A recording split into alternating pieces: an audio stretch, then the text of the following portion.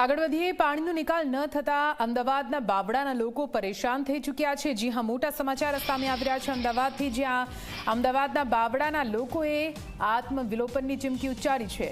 વરસાદી પાણીની સમસ્યાથી ત્રાહિમામ પોકારી ઉઠ્યા છે લોકો।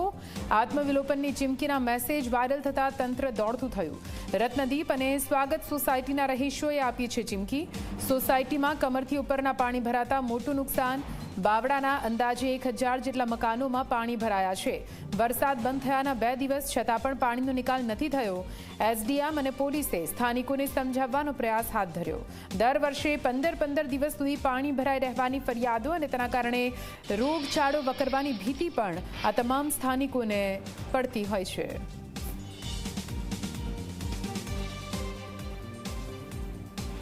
વરસાદ બંધ થયે છતાં પણ કલાકો વીત્યા છતાં બાવળામાં અનેક સોસાયટી છે કે જે પાણીમાં ગરકાવ છે। મારી પાછળની આ સોસાયટી જે સ્વાગત રેસિડેન્સી છે, સાથે રત્નદીપ સોસાયટી છે, ત્યાં જોઈ શકાય છે કેટલા પાણી અહીંયા આ ભરાયેલા છે અને એ પરિસ્થિતિ વચ્ચે લોકો રહી રહ્યા છે। લોકોની નારાજગી છે અને આ જ નારાજગી બહાર આવી રહી છે અને અહીંના સ્થાનિકોએ એક આત્મવિલોપનની ચીમકી પણ એક ઉચ્ચારી છે અને તેને જોતાં અહીંયા જોઈ શકાય છે પોલીસ વિભાગ અને સાથે અહીંયાનું તંત્ર જે છે તે સક્રિય બન્યું છે અને અહીંયા આવી પહોંચ્યા છે।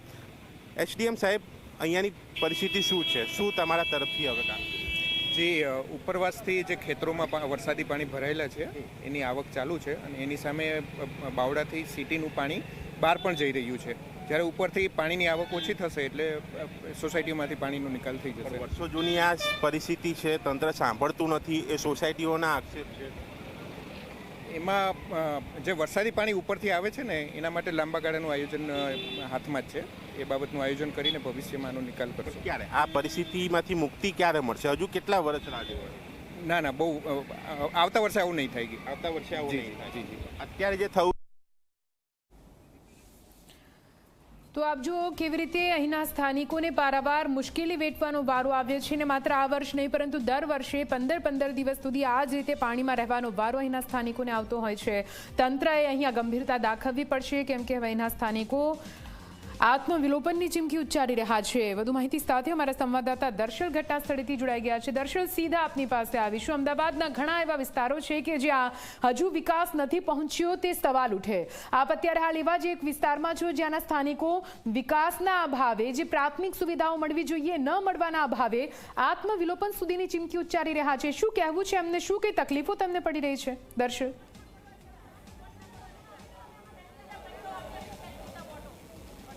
નિધિ, એ બધી વાત કરો એની પહેલાં આ જે દ્રશ્યો આપને બતાવી રહ્યો છું, અમારી પાછળ આજે બાવળાના કેટલાક રહીશો જે છે તે બાવળા નગરપાલિકા ઓફિસ ઉપર પહોંચ્યા છે, જ્યાં તેમનો આ કાર્યક્રમ તેઓએ નક્કી કર્યો છે આત્મવિલોપનનો, જે ગઈકાલથી મેસેજ વાયરલ થયો। પોલીસે પણ કેટલાક લોકોના નિવેદન લીધા, સમસ્યા જાણી, એસડીએમ પણ ખુદ જગ્યા ઉપર પહોંચ્યા, તેમને પણ સમસ્યા જાણી અને સમસ્યા દૂર કરવા માટે ખાતરી પણ આપી અને આત્મવિલોપન ન કરે તે પણ એક સમજાવવાનો પ્રયાસ કર્યો। પણ આ વખતે જે સમસ્યા સર્જાઈ છે આજે બાવળામાં, જે રત્નદીપ, જે સ્વાગત સોસાયટીમાં, કે જ્યાં ગત વર્ષની સરખામણીએ આ વર્ષે વધુ પાણી ભરાયા છે, એ વધુ પાણી કેમ ભરાયા તે બાબતનો જવાબ આ લોકો માગી રહ્યા છે ને એ પાણીનો નિકાલ કઈ રીતે આવશે એ જવાબ છે અને ફરીથી સમસ્યા ન સર્જાય એ પણ અહીંયા રજૂઆત છે। પણ હજુ પણ તંત્ર દ્વારા પૂરતું ધ્યાન નથી અપાયું। આ એક આક્ષેપ, આ એક ફરિયાદ સાથે આ તમામ લોકો અહીંયા પહોંચ્યા છે। તેમની સાથે વાત કરીશું। બેન, તમારી સોસાયટી અત્યારે પાણીમાં છે, કેટલા વર્ષોથી આવી સમસ્યા? 2 વર્ષથી અમારી સમસ્યા છે। પાણી આ ભરાય છે તો કોઈ નિકાલ આવતો નથી। અમે આ છોકરાઓને ક્યાં ભણાવીએ? આવા પાણીમાં ભરાય છોકરાઓને બહાર મોકલીએ છીએ અમદાવાદ, અને અમે બીજા ઘેર રહીએ છીએ, ખાવા પીવાના ઠેકાણા નહીં મળતા અમારે। એટલે તમે આત્મવિલોપન કરવાનો એક કાર્યક્રમ? અમે તૈયાર છીએ, અમારા છોકરા ખાધા વગર ના છે, હજુ ખાધું નહીં, પડીકા લઈને ખવડાવીએ છીએ। આવી તો જિંદગી કાઢવાની સમાજ।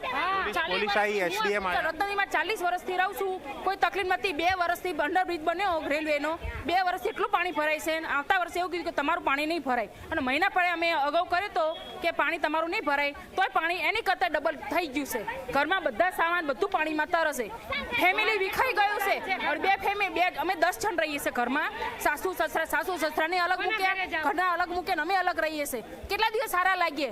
પાડો એ લોકો એમ કહે છે કે બેન ઓલી કે પાણી આ ફેર ચમ પાણી ભરાનું? પાડો અમે હારા ના લાગીએ, હગાવાલા કે ઘડીએ પડીએ, એનું કંઈ નિરાકરણ લાવવું પડે। તમારું શું કહેવું છે? અમારું કેવું એ જ છે કે અમારું પાણી તમે નિકાલ કરો. અમે અત્યાર સુધી પોરે પાણી ભરાઈ ગયું હતું, ઓણે પણ પાણી ભરાઈ ગયું છે, તો આનો કોઈ નિકાલ નથી લાવતા. અમે પહેલાં 6 મહિના પહેલાં કહી ગયા હતા કે પાણીનો તમે નિકાલ કરો, પણ પાણીનો કોઈ જ નિકાલ નથી. અને અમે કેવી પરિસ્થિતિમાં રહીએ છીએ એ લોકોને પણ ખબર છે. કોઈ નિવારણ નથી આ પાણીનું. અને અંડરબ્રિજ થયો છે ત્યારનું અમારા પાણીનો અંદર ભરાવ જ થઈ જાય છે. ઓર તો ઘરમાં પાણી નહોતું આવ્યું, પણ ઓન તો બધાના ઘરમાં પાણી ઢીચણ હમાણું છે. અમારા બધાય તે ફર્નિચરો આ તે અમારે કમસે કમ 5-6 લાખનું નુકસાન છે. અમારું અનાજ બધું બગડી ગયું છે. અમારા છોકરાઓ ભણે છે, ક્યાં મૂકવીએ અમે? સગાવાલાના ઘરે કેટલા દિવસ રહીએ અમે? અમારા સગાવાલાના ઘરે રહેવાની અમને શરમ લાગે છે.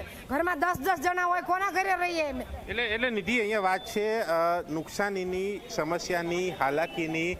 1 લાખથી લઈને 5 લાખ જેટલું નુકસાન લોકો એક ઘર દીઠ કરી રહ્યા છે. આવા 2 સોસાયટીના 50થી વધારે મકાનો ને અન્ય 1000થી 1500 જેટલા મકાનો હાલ પાણીમાં ગરકાવ છે. એ આ બાવડા વિસ્તારની વાત છે. બાવડા રેલવે અંડરપાસ જે બાવડા પોલીસ સ્ટેશન પાસે બન્યો છે, એમાં પાણીના નિકાલની વ્યવસ્થા નથી. અને જે પ્રકારે આ તમામ લોકો અહીંયા પહોંચ્યા છે, એસડીએમ જ્યારે પહોંચ્યા, સમજાવટ કરી, એ લોકોને વાત કરી કે એક વ્યવસ્થા કરી છે, પણ ઉપરવાસના પાણી છે, ખેતરોમાંથી આવતા પાણી છે, વરસાદના પાણી છે, માટે આ વખતે આ પાણી ભરાયા છે. આવતા વર્ષે નહીં ભરાય એ ખાતરી આપી છે, અને આ વર્ષે કામગીરી ચાલુ છે એ પણ ખાતરી આપી છે, પણ પાણીનો નિકાલ નથી એ સ્પષ્ટ બાબત છે. પાણી વધ્યા છે એ લોકોના આક્ષેપ છે. અને આ નગરપાલિકાની બહાર નગરપાલિકા હાય હાયના નારા, આ રોષે ભરાયેલા લોકોના, આ હાલાકી ભોગવી રહેલા લોકોના, આ વેદના ઠાલવતા લોકો, વ્યથા ઠાલવતા લોકો, એટલે આ એક જન આક્રોશ જે છે તે બહાર આવી રહ્યો છે. અને નિધિ, કહી શકાય કે પોતાનું એકનું એક મકાન હોય અને એની અંદરની આવી જો પરિસ્થિતિ હોય તો તમે હું તમામ આપણે સમજી શકીએ છીએ કે એ પરિસ્થિતિ વચ્ચે કઈ રીતે રહેવું, કેટલું અઘરું બને, ક્યાં જવું, શું કરવું, કઈ રીતે ખાવું, કઈ રીતે સૂવું, રાત કઈ રીતે કાઢવી, આ તમામ પ્રશ્નો છે. તેનો જવાબ અહીંયા માગવા આવ્યા છે. અને આ બાવડા નગરપાલિકા ઓફિસની અંદર આ જે રહીશો જે છે તે અહીંયા ધરણા ઉપર બેસી ચૂક્યા છે. આપ અહીંયા ધરણા ઉપર બેઠા છો, શું છે? અમે છેલ્લા 96 કલાકથી માંગ કરી રહ્યા છીએ કે હવે પાણીનો નિકાલ કરો, પણ પાણીની વ્યવસ્થા થઈ નથી કોઈ પ્રકારની. એટલે અમે બધા સોસાયટીવાળા બાવડા નગરપાલિકામાં આવેલી સ્વાગત રેસિડેન્સી, રત્નદીપ વિસ્તાર, બળિયાદેવ વિસ્તાર, અમે બધા ભેગા થઈને ધરણો કર્યો છે કે એમાં પાણી નિકાલ આપો. કારણ કે રહેવાની જગ્યા નહીં, અમે રહેવા જવું ક્યાં? હવે એક જ જગ્યાએ રહેવા માટે નહીં આવડી ગયા. અમારે પાણી નિકાલ આપ, કાં તો અમે અહીંયા રહીએ, કાં તો તમે અમને ઘર કરી આપો. જમવાની અને બીજી વ્યવસ્થા પણ કરી છે, પણ અમે ભૂખ્યા નથી. અમારે ખાવાનું નથી જોઈતું, અમારે ઘર જોઈએ છે. અમે ભૂખ્યા નથી, અમે ભિખારી નથી. જ્યાં સુધી નિકાલ નહીં આવે, લેખિતમાં રજૂઆત નહીં કરે ત્યાં સુધી અમે ધરનો છોડવાના નથી.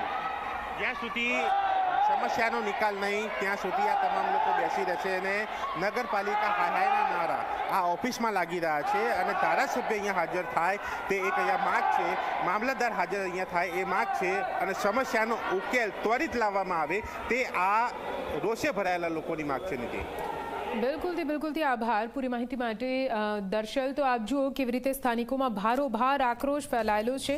એસડીએમ ત્યાં પહોંચ્યા અને આશ્વાસન આપવામાં આવ્યું છે, પણ છતાં પણ આશ્વાસન પર પણ વિશ્વાસ નથી, કેમ કે આ પ્રકારના આશ્વાસન આ પહેલાં પણ ઘણા આપેલા હતા અને તે ઠાલા સાબિત થયા છે. એટલા માટે જ જલ્દીથી આ સમસ્યાનું નિરાકરણ લાવવા માટે માંગ કરવામાં આવી રહી છે. આપણે આપીએ છીએ 7 દિવસની લેખિત ગેરંટી સાહેબ.